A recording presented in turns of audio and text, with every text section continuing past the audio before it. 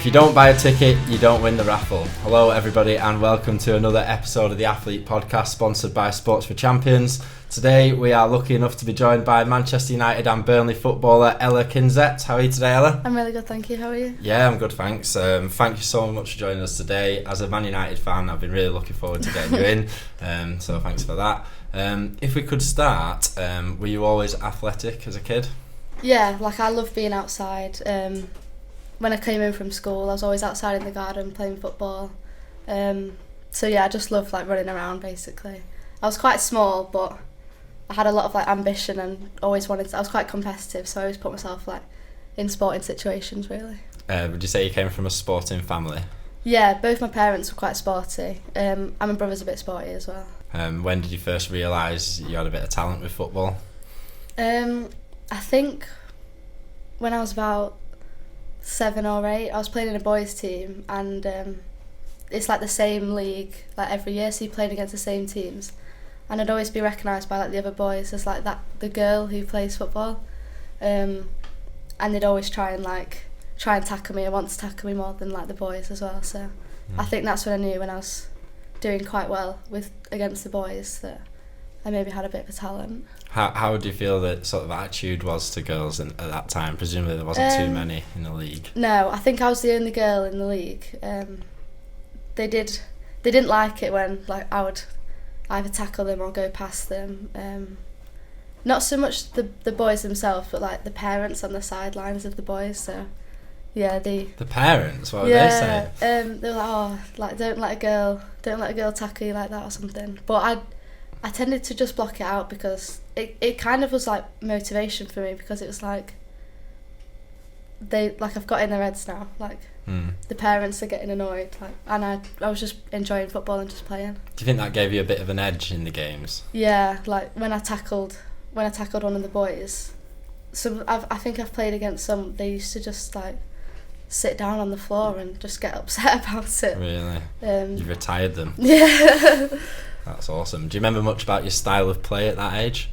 I was quite an unselfish player, so I was a pass and move player, so I wouldn't really dribble through a lot of them. But yeah, we had a lot of the boys, it was in my class, so I'd play with them at lunchtime in school and at break time, so we had quite a good connection, so we were just pass and move team really.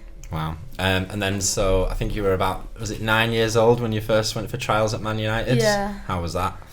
It was really scary. I hadn't done anything like it before, because it was my comfort zone was playing in the boys team, that I knew all the boys, and I was turning up to this trial thinking I'm not good enough to be here.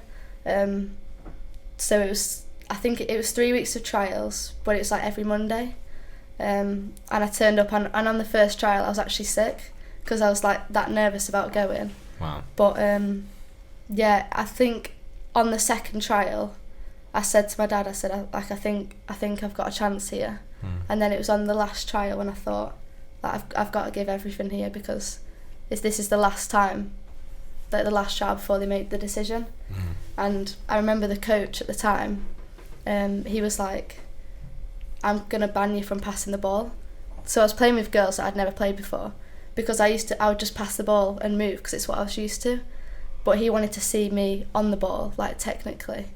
So I remember saying to all the girls, I'm really sorry, but I'm going to have to just dribble with it. I didn't want to give the ball away. I hate giving the ball away.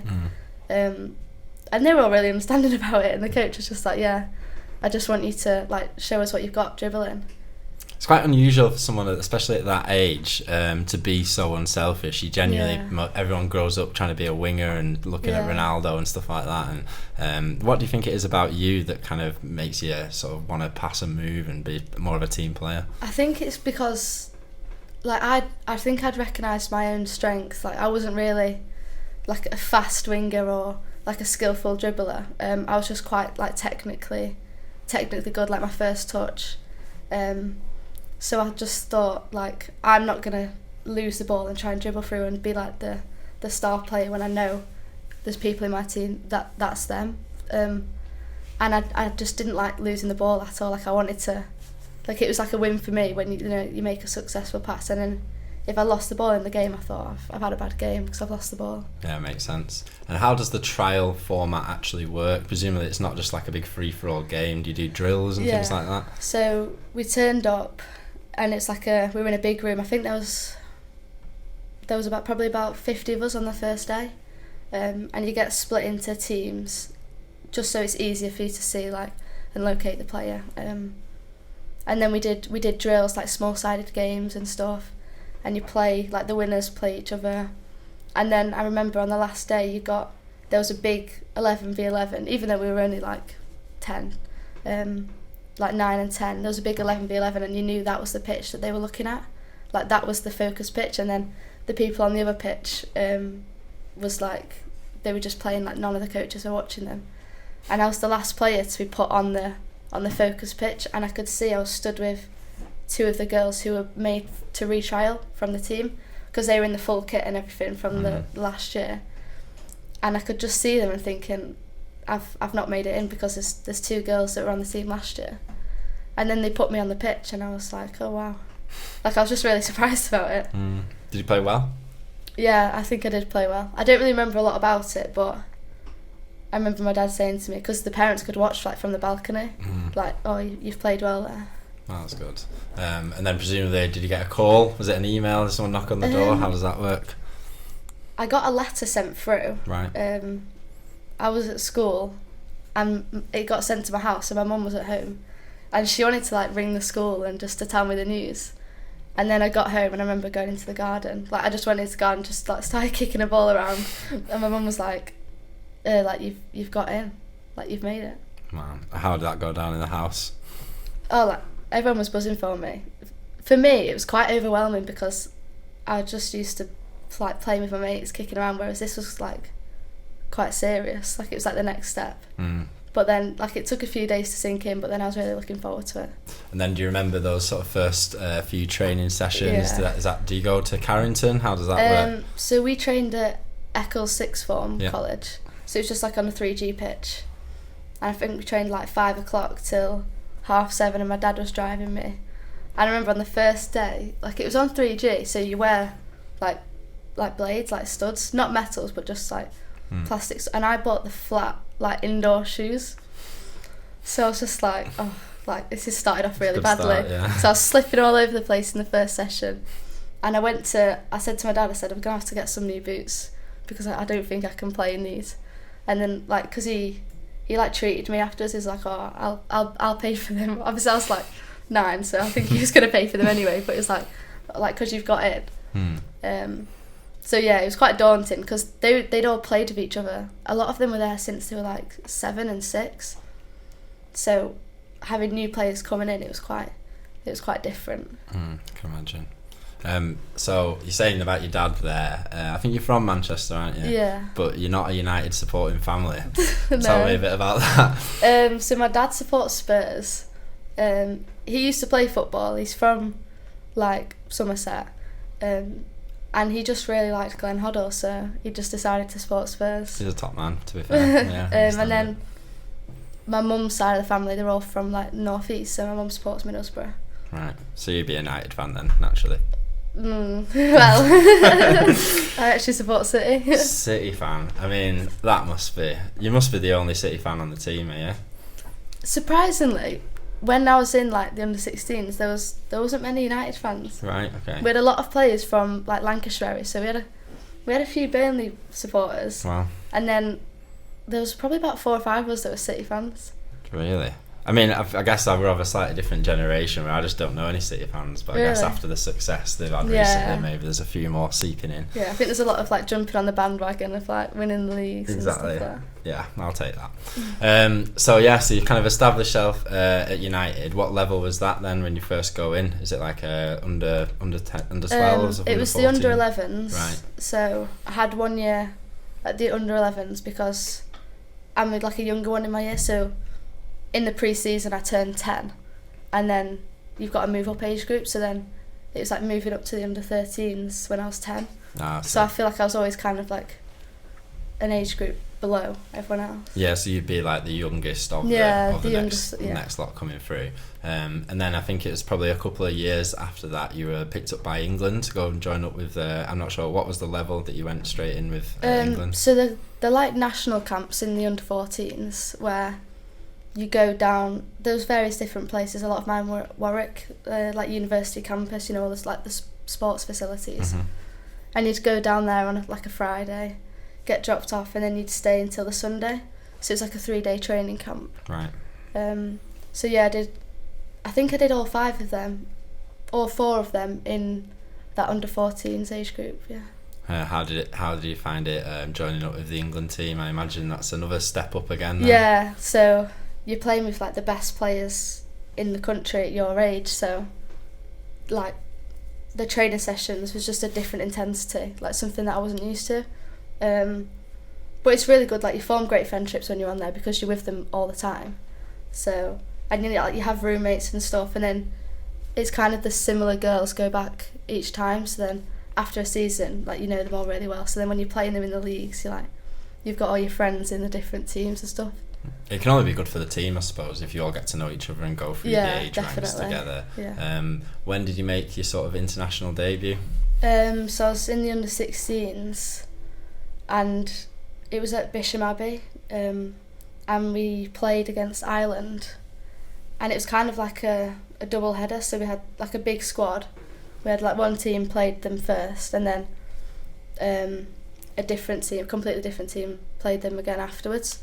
And that was like my first time being involved in like a match day squad, so it was quite a big thing for me personally, and because it was behind closed doors.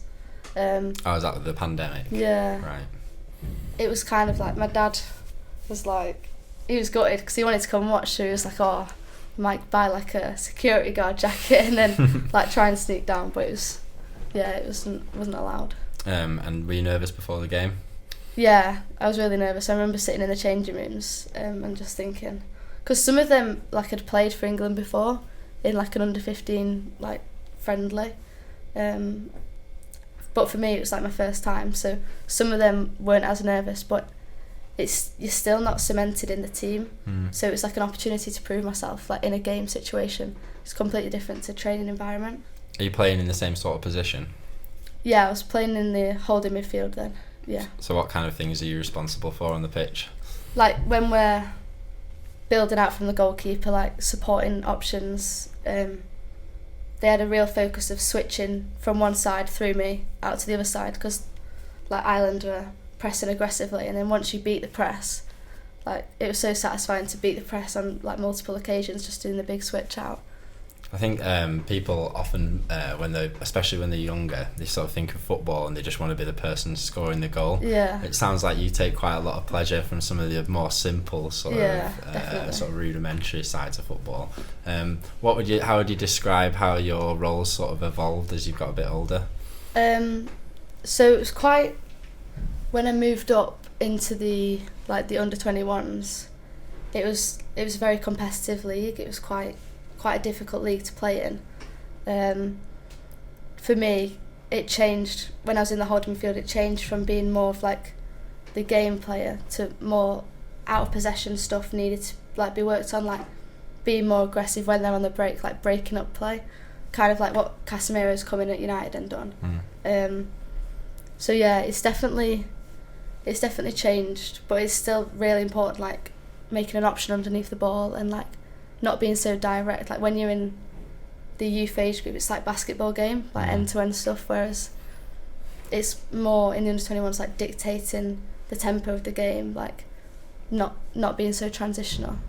I imagine the physical demands have changed on your body. Have you done any extra gym work? Do you do extra training to try and sort of build more of an engine? Yeah, so at the moment I'm training like 4 times a week and playing 2 games a week with 2 gym sessions as well. So wow, it's like quite a big jump from what I've been used to. In the under-16s, I trained 2 times a week with 1 game on a Saturday, and then jumping up to the under-21s, I doubled my training sessions in a week and still had that game. So it was quite hard originally to keep up with the demands of the game physically.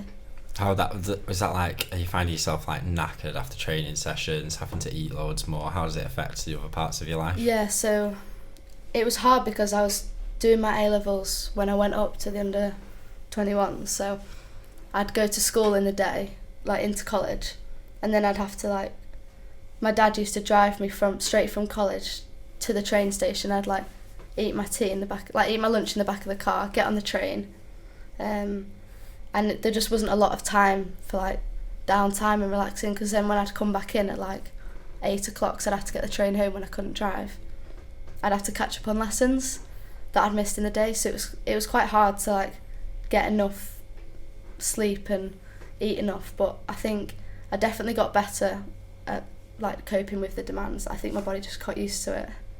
I think it's good that you mentioned about school. Is that something that, was it difficult for you to keep on top of your schoolwork, or is it something that's important to you? It was definitely difficult to keep up with it. It is important for me because I was doing A-levels and quite a lot of the girls were doing like the BTEC level 3 diploma in sport.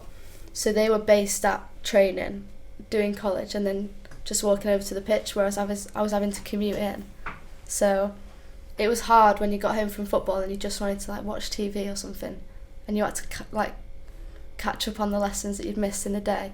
So it was definitely hard, and especially with exams, like trying to find time to revise meant that I was revising on the trains, like on public transport, and then I think sometimes I missed like 3 sessions in total, like to revise and stuff, because it was getting too much. But it was always important to you basically to keep on with your schoolwork. Yeah. That's good. So you made your debut at sort of under 16 level for England, is that right? Yeah. And then you moved up to under 21s not long after. How old were you when you moved into the under 21s of England? So I moved into the 21s with United. I was 15 when I moved up. Right. And what was the difference in intensity there? I imagine quite a big jump. Yeah, it was intense because like you go from say doing 1v1s with like a 14-year-old or a 15-year-old to then me defending the goal when like a 19-year-old, 20-year-old dribbling at me. And like they were much more powerful than me, much more explosive, because they'd been doing like gym work for 3-4 years and I hadn't. So it was definitely a jump, and it took me probably about the first 2 months to get used to it and actually think I'm at a level with these girls, whereas when I went up I thought like this is a different intensity to what I'm used to. Did you have to adapt your game to sort of deal with that added physicality that they had? Yeah, so usually when you take your first touch, like when I took my first touch, it was just a first touch, whereas when I went up it had to be my first touch takes me to a different place, because if I just took a touch I'm just going to get hit from behind, whereas I had to adapt to take my first touch to a different place that like the defender wouldn't know where I was going. Yeah, touch into space. Yeah, because otherwise you'd just get pounced on straight away. Wow, yeah, makes sense. So you're with the under-21s with Man United, and then you sort of did a dual club sort of thing with Burnley first team. How's that gone? Yeah, so this year I've been dual signed to Burnley first team and it's gone really well. It was a jump going to them as well, because it's playing with women who are a lot older and like more experienced than you, so it's good to learn from them as well. And then I'm now playing like 2 game weeks, so that's quite tough as well to keep up with. But yeah, I've definitely enjoyed it, and all the girls at Burnley are really nice as well. What would you say has been the steepest learning curve going from sort of under 21s to first team football? I would say probably like when you're in like leading positions, when you say you're 1-0 up or something, like seeing the game out, because 3 points is huge in the league, and there's been a few times where we've like thrown the game away and like lost 2 points and ended up with a draw. So it's more like game management, like not trying to find that Hollywood ball in the last 5 minutes and just keeping it, really. Yeah. And what's the atmosphere like in the dressing room after you lose points late on in a game? It's a lot different, because in the Academy League, obviously no one wants to lose, but you can't get promoted or relegated from the Academy League. But with Burnley, because we're in the National League, like we want to get promotion this year.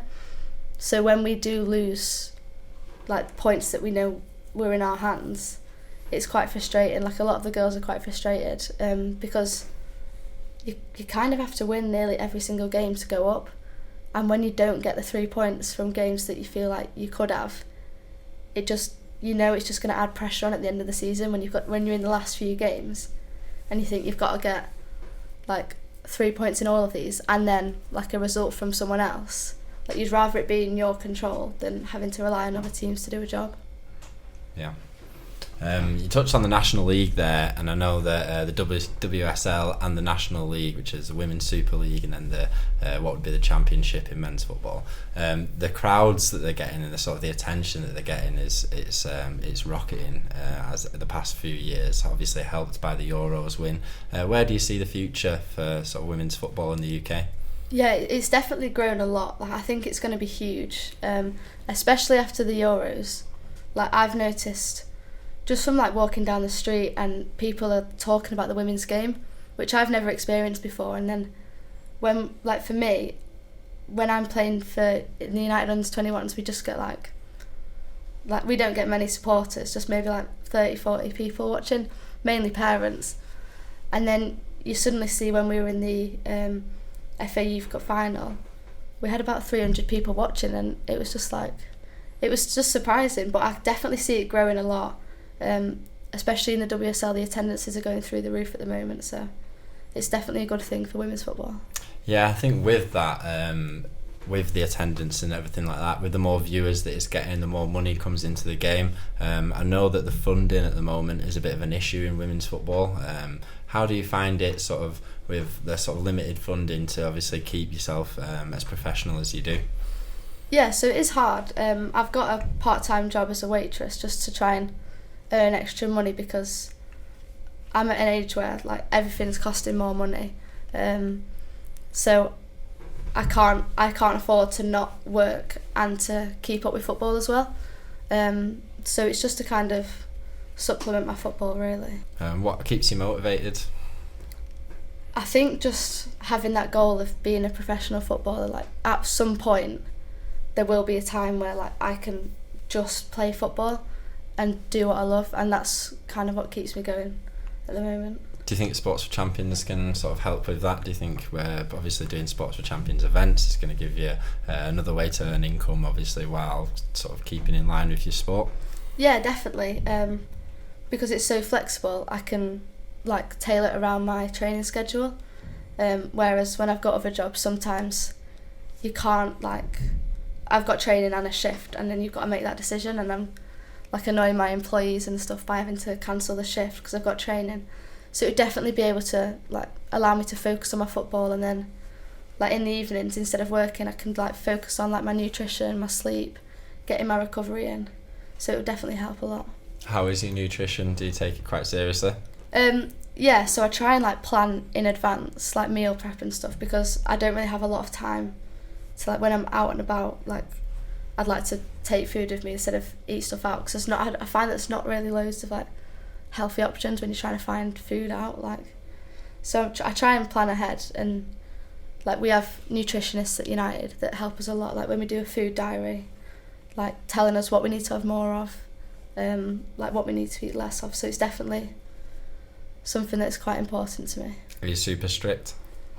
I wouldn't say super strict, not like want to cook my own food when my family cooks something. Yeah. But I definitely, like on the night before a game day, I don't want to be eating something unhealthy. Like, it's got to be pasta and stuff like that. Have you got a favourite cheat meal? I think it depends what kind of mood I'm in. I do like a curry. It's quite a good cheat meal. Indian curry. Yeah. What would you go for? Oh, I'm gonna get judged by this. I like a chicken korma. It's weak sauce. Yeah, but I do like spice. I like spicy stuff a lot, but I just like the taste of it. I won't lie, I do as well, to be fair. I'm quite a coconut fan, so yeah, the sweet coconut. Yeah, everyone else judges me for that. Yeah, no, you're okay, yeah. Do you have a favourite sporting hero growing up? I would say more when I was growing up, I was more focused on like playing the sport. I wasn't really thinking, I could actually play football here. But more recently, like Iniesta and like Busquets, them type of players that were in my position, and then Keira Walsh in my position as well. Like, I thought in the Euros she was really good. So what is it about them? I think it's like the unselfishness. Like, like they just keep the team ticking around. Like you won't really, a lot of the time you don't like notice them massively, but when you take them out of the team, like that's when you notice them, because they just like keep the team ticking, keep the ball moving, and then do them like then passes through the lines that it's often like the assists of an assist that not many people notice. So I quite like that. Not a lot of people. So I watch football, and a lot of my friends play football and watch football. A lot of people don't have an appreciation for that kind of stuff. Yeah. What do you think it is that gave you that insight? What do you think it is that sort of gives you that understanding? I think it's just from playing a lot of games. Like when I was in the team, like you always have like the wingers being like, oh, wingers the hard position or strikers the hardest position, and it's not until they play in your position that they understand like it's really hard to like receive when you've got your back to goal and having to try and manoeuvre around and play forward like as quick as possible and keep the ball moving.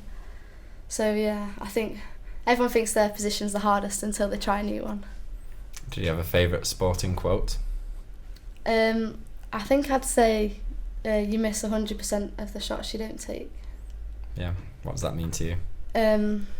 I think it's quite a lot about like stepping out of your comfort zone. Like if you don't go out of your comfort zone to do something, you won't benefit or strive forwards or gain anything from that if you're just keeping yourself in your lane. And I feel like that's kind of when I went to trial for United, that was like me taking a shot at something, whereas I could have just stayed in that grassroots team until like 15 when I wasn't allowed to play anymore. So it's just kind of like stepping out of your comfort zone, I'd say. Have you got any advice for a young person maybe thinking of trying out a new sport or starting a career in sport? I'd just say like if you're passionate about it and you work really hard, I feel like the sky's the limit. You can do anything you want to, really, if you just put everything into it and focus on yourself. And would you have any specific advice perhaps for a girl looking to start out in football?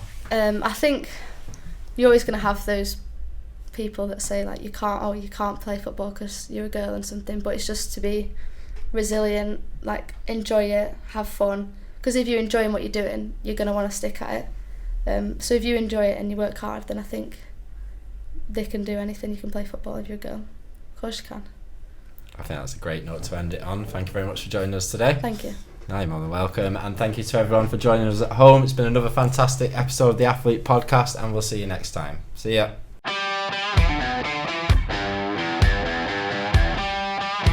Hi guys, hope you enjoyed the podcast. If you did, be sure to leave us a like and a subscribe, and check out all our other videos for some more great interviews and content. Bye.